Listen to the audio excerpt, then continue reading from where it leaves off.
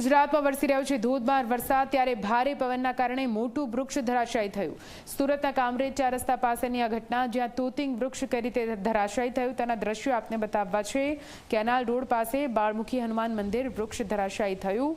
સદનસીબે કોઈ જાનહાનિ કે ઈજા નથી થઈ.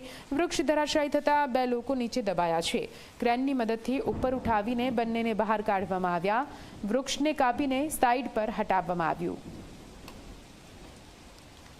તો તોતિંગ વૃક્ષ આપ જુઓ કેવી રીતે ધરાશાયી થઈ ગયો હતો, જો કે બાદમાં તેને હટાવી લેવામાં આવ્યો છે. 2 દ્રશ્યો અલગ અલગ ટીવી સ્ક્રીન પર.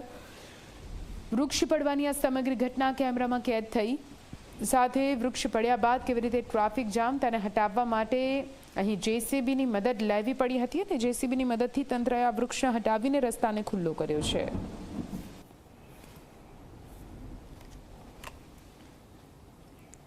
અમદાવાદના જુહાપુરા વિસ્તારમાં મકાન ધરાશાયી થયું છે. વિશાલા બરફની ફેક્ટરી પાસે બન્યો બનાવ.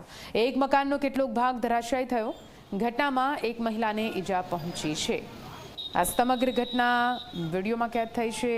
આપ જુઓ કેવી પરિસ્થિતિ મકાન ધરાશાયી થયા બાદ સર્જાઈ હતી તેના દ્રશ્યો. જુહાપુરા વિસ્તારની આ ઘટના, જ્યાં એક મકાન ધરાશાયી થતાં એક મહિલા ઈજાગ્રસ્ત થઈ છે, તેને સારવાર માટે લઈ જવામાં આવી.